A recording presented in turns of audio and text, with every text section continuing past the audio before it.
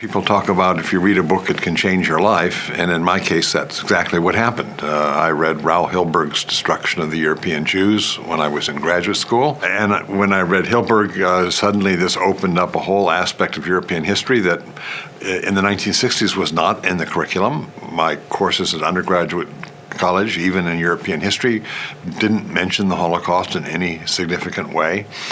So this just hit me. Suddenly there was this whole part of European history that I had not known about, read about, and was just unquestionably important, and meant that here was a topic for my dissertation, a field to work in, where I wouldn't be wondering, why am I doing this? I've never had the issue of the question, who cares or why is it important? The Holocaust is a man-made event. It's not a tsunami. It's not an extraterrestrial disaster foisted from outer space.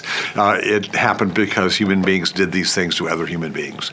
And so if you want to understand what the man-made event that the Holocaust was, you must understand the men who made it. And that involved not only the government policymakers at the top, but the problem solvers in the middle and the people left with the dirty work, the face-to-face killing at the bottom. And so I've tried to study all of those because it's a complex phenomenon, and you have these various components. You can't understand the Holocaust if you don't understand all of the components. And the Ordinary Men of 101 are one of the best documented cases of getting inside the mentality of the people at the very bottom who were left to do the killing. They didn't make the policy. They didn't devise policies. They didn't build gas chambers. They didn't send death squads to the occupied East. They were the ones who were sent. But we still have to understand what made them tick, why did they do what they did, because it's part of the wider picture. And I want to get every piece of the puzzle. We came to the title Ordinary Men only after the book had been written, and we're trying to figure out what captured the book in essence. And this was a battalion of men who were in middle age, 39 and a half years old. The Army didn't want 40-year-olds, so they were drafted into the order police that would be doing supposedly non-combat duty far behind the lines. And they were people who were sufficiently unskilled that they were not needed in the wartime economy. So these were basically German working class men of unskilled occupations, truck drivers, warehouse workers, waiters, whatever, who were drafted in late 1941, early 1942, and with very little training or preparation or indoctrination are sent off to Poland, not to Russia where the fighting is, and within 3 weeks are assigned their first task of massacring the entire Jewish population in the village of Józefów. So what fascinated me about the topic as a case study was, one, this would be case not of SS men, not of Nazi fanatics, not of people with any ideological training and deep ideological commitment to the Nazi movement, no prior history of anti-Semitism. And secondly, the commander of the battalion openly gave the men the choice that they didn't have to participate in killing if they, quote, did not feel up to it. So if you were willing to simply let yourself be portrayed as too weak, not that you're opposed to mass murder, or not that you're opposed to the regime, but that you weren't up to it. And the result is that this battalion became the fourth deadliest, fourth most lethal killing unit in the German order police in the war, even though they started a year later than most of the others that had gone into Russia in the summer of 41. They didn't start killing till mid-July of 1942. They have very little casualty rate during the time in Poland because they're not at the front until 1944. And then the Red Army comes rolling through and they are thrown into the battle for Poland, and they suffer fairly heavily then. But the majority of the battalion returns to Hamburg because they're all drawn from that like a National Guard unit. They come from a particular region. And most of them went back to their ordinary lives, past occupations, except for those who managed to parlay their experience in the Order Police Battalion into a career in the German post-war police. So a unusual proportion of the Hamburg post-war police came from units like 101 where they can say, oh yes, I've had police experience, not specifying what that was, namely massacring the Jews of Poland, and were basically living as respected policemen in Hamburg in the post-war period. They weren't, in a sense, investigated until the early 1960s, fairly by accident. That is, the German investigators were looking at the SS and police headquarters in the Lublin district of Poland, where this unit was stationed, and in trying to track down the involvement of the SS and police in going out to various towns to either clear ghettos or to massacre people, they talked to the truck drivers of the motor pool. And the drivers said, well, of course we drove the SS and police around, but by the way, there was this unit of men in green uniforms, meaning the order police, not the SS, with Hamburg accents, North Germany, and we took them to a lot of massacres too.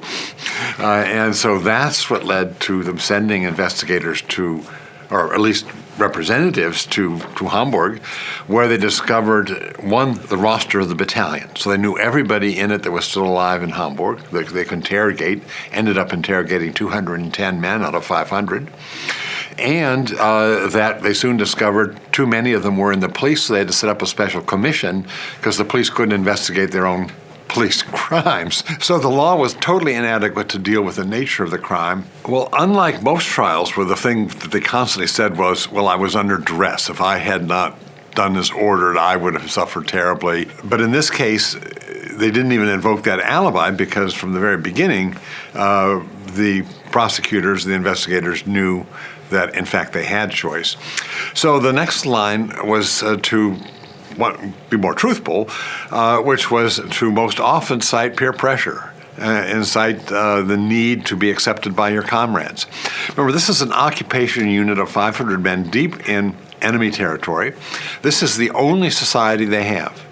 To be ostracized within that group of 500 men when there's no family around, no friends around, no one else around, the peer pressures are exponentially increased.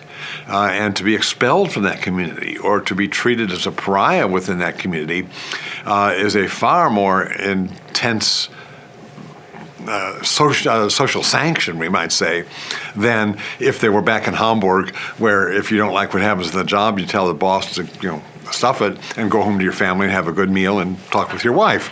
That was not an alternative here. So the circumstances of peer pressure, relations to comrades, is vastly intensified, and those pressures to do your share, not leave the dirty work to others, not be perceived as weak and shirking your duty are much intensified, and that's what the men cited more than anything else. And they convicted about 5 people, very few sentences. Those were reduced, and the prosecution then dropped the entire second trial. If that's all we got out of the first trial, why bother?